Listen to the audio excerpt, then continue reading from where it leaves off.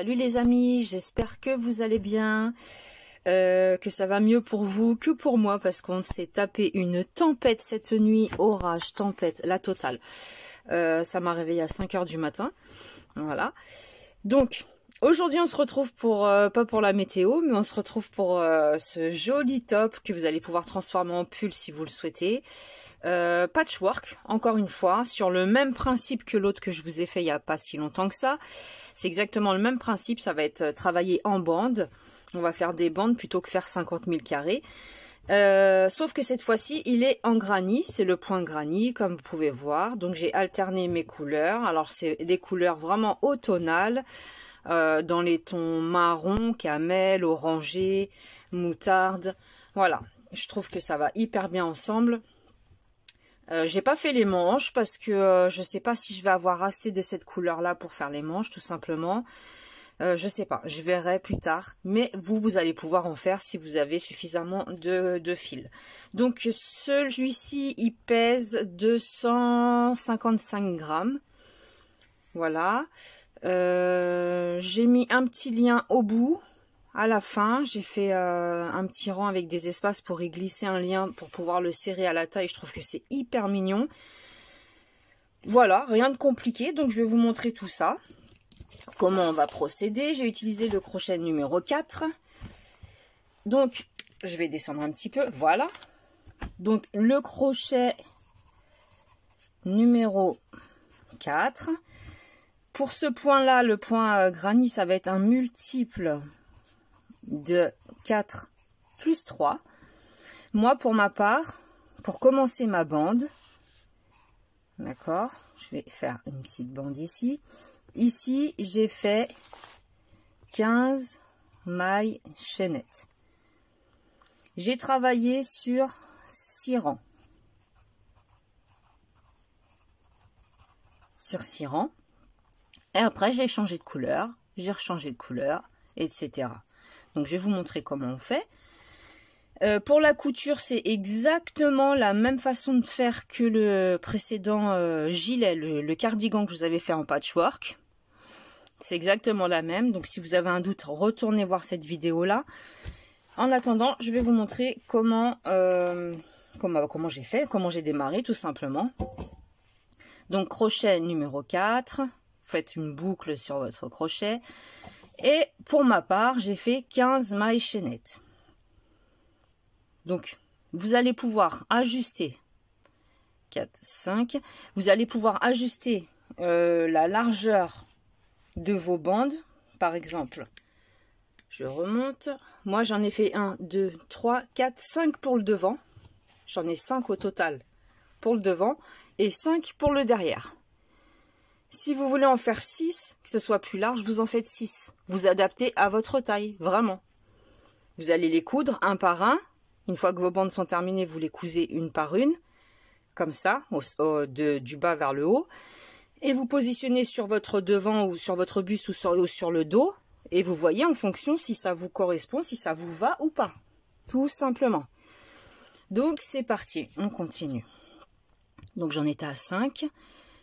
6, 7, 8, 9, 10, 11, 12, 13, 14, 15. J'ai fait 15 mailles chaînettes, multiple de 4, donc 12, plus 3, multiple de 4, plus 3. Donc j'ai commencé par faire 3 mailles en l'air. 1, 2, 3, 4. Dans la 5e à partir du crochet, je fais une bride. Comme ceci. La maille suivante, également une bride. Comme ceci. Une maille de séparation.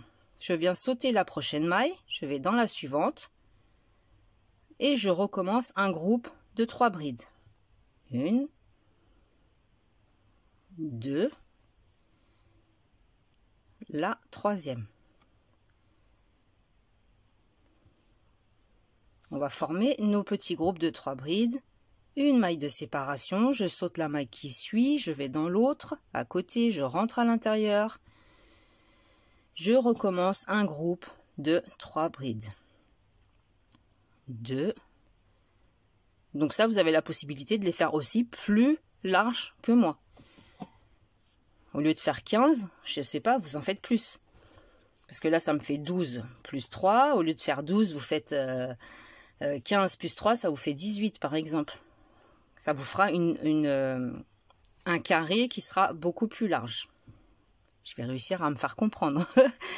On saute la maille qui arrive et on va venir terminer avec 3 brides individuelles, c'est-à-dire une bride dans chaque maille qui me reste de la chaînette. Ici. Comme ceci. Donc pour le moment, ça nous donne ceci. On a 4 groupes de 3 brides et 3 espaces. Le rang suivant, on tourne le travail, 3 mailles en l'air. Donc moi, vous savez maintenant que je rentre toujours dans la maille ici. Et en fait, je fais une maille serrée et 2 mailles en l'air. Pour que ça reste bien droit. Et là, une maille de séparation, parce qu'il va falloir qu'on crée l'espace ici. On va venir travailler dans l'espace qui se trouve juste là, le premier. On le remplit avec nos 3 brides.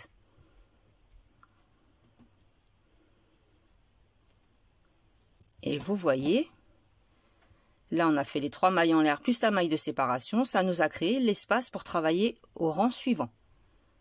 Très important. Une maille de séparation. Dans l'espace suivant, 3 brides. Ça sera toujours pareil.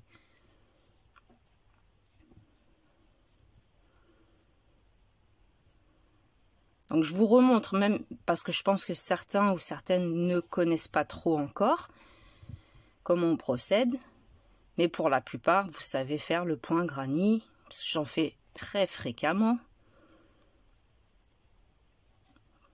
On remplit l'espace, une maille de séparation, et là on va venir terminer sur la 3e maille en l'air du départ par une bride. Ce qui va nous créer l'espace. On a créé un espace à droite, un espace à gauche, parce que ça va être alterné. Le point granny va se retrouver en quinconce à chaque fois. On tourne le travail et là, on va continuer tranquillement. Je rentre dans la maille qui se trouve ici, de la 3e maille en l'air, et je fais 3 mailles. 3 mailles en l'air. Et dans l'espace, je vais venir rajouter 2 brides, parce que j'ai déjà ma première bride. Mes 3 mailles en l'air font office de première bride, comme ceci. Maille de séparation, et maintenant ça va être toujours pareil. 3 brides dans chaque espace séparé par une maille. À chaque fois qu'on remplit un espace, on fait une maille de séparation. Je remplis l'espace suivant par 3 brides. 2, 3, une maille de séparation. Dans le dernier, 3 brides, tout simplement. Et vous allez faire travailler de cette manière sur 6 rangs avec la même couleur. 1, 2, 3, 4, 5, 6. J'ai 6 rangs à chaque fois. Et après, je change ma couleur. Après, les couleurs, c'est vous qui allez composer vous-même vos teintes. Hein. C'est vous qui allez décider de comment vous allez mettre vos couleurs. Tout simplement. Une fois que vous avez le nombre de bandes nécessaires, comme pour le gilet patchwork, vous allez laisser une partie pour les manches. Vous voyez, moi j'ai laissé par exemple 1, 2, je vais redescendre. J'ai laissé un carré, 2 carrés, 2 carrés et demi pour les manches. Mais vous allez décider en fonction de ce que vous voulez comme largeur, de ce qui va vous convenir, tout simplement. Et on continue à faire le derrière. Ensuite, pour le devant, pour le col, pardon. Bah, tout simplement, une fois que j'ai uni ma grande bande de devant avec la bande de derrière, pareil, je me suis arrêtée j'ai fait un carré entier et je me suis arrêtée à la moitié du deuxième pour me laisser l'espace du col. Ça, pareil, c'est vous qui allez décider combien vous allez laisser. Ensuite, j'ai fait un tour de bride complet et des mailles serrées. 2 petits tours de mailles serrées après le tour de bride. Ici, j'ai uni Vous voyez? J'ai fait un premier tour de brique complet. Après, j'ai uni en mailles coulées sur les deux épaules, en fait. C'est des mailles coulées sur le haut. Mais ça, c'est vous qui allez décider comment vous allez faire vos coutures. Vous pouvez très bien faire la même couture que j'ai fait ici. On rentre dans les 2 mailles. 2 mailles en l'air. On attrape les mailles suivantes. Ensemble, une maille serrée. 2 mailles en l'air. On attrape les mailles suivantes. Une maille serrée. Et ainsi de suite. Ça, je vous l'explique dans le gilet patchwork, le premier que je vous ai fait. Donc c'est exactement la même façon de faire, la même façon de procéder, sauf que là, les bandes vont être en granit. Tout simplement. Sinon, c'est exactement pareil. Et c'est vous qui allez ajuster la taille. Donc, c'est pas la peine de me demander pour une taille 46, 48 ou plus. Je ne sais pas. Moi, je fais un 42-44, j'ai fait 5 bandes. C'est suffisant. Maintenant, je pense qu'à chaque fois que vous allez faire une taille au-dessus, rajoutez une bande. Au lieu d'en faire 5 devant et 5 derrière, faites-en 6 devant, 6 derrière. Je pense que ça peut convenir. Mais c'est en fonction de la morphologie et du corps de chacun, chacune. Voilà, donc j'espère que vous avez bien compris. De toute façon, il n'y a rien de compliqué. C'est vous qui allez ajuster vos couleurs, vous allez créer vos bandes que vous allez coudre les unes avec les autres. Vous allez faire le devant, le derrière. Ensuite, vous allez laisser l'ouverture pour les manches. Vous allez coudre le dos et le devant ensemble. Pareil pour l'autre côté, le dos et le devant ensemble, sauf que vous laissez l'ouverture pour les manches. Tout simplement. Donc j'espère que ce petit tuto, cette idée-là, que je viens de vous donner va vous faire travailler les méninges comme on dit et que vous allez me sortir des super belles choses. Vous allez ajuster, customiser, arranger, sublimer, on va dire, le projet en question. Donc voilà, c'est à vous après de... Si vous voulez faire un col roulé, si vous voulez faire des manches 3/4, des manches longues, des manches courtes, la longueur c'est pareil. Si c'est pas assez haut, au lieu de faire 1, 2, 3, 4, 5, vous en faites 6. Vous faites des bandes de 6 au lieu de faire des bandes de 5. Tout est ajustable au crochet. Il suffit juste de rajouter si vous voulez quelque chose de plus grand, tout simplement. Donc voilà, j'espère que ce tuto vous aura plu. En attendant, moi je vous fais des gros bisous et puis prenez bien soin de vous. Si vous avez aimé cette vidéo, n'hésitez pas à mettre un petit j'aime, ça fait toujours plaisir. Et puis je vous dis à plus tard pour de nouvelles surprises, on va dire. Gros bisous, salut, salut.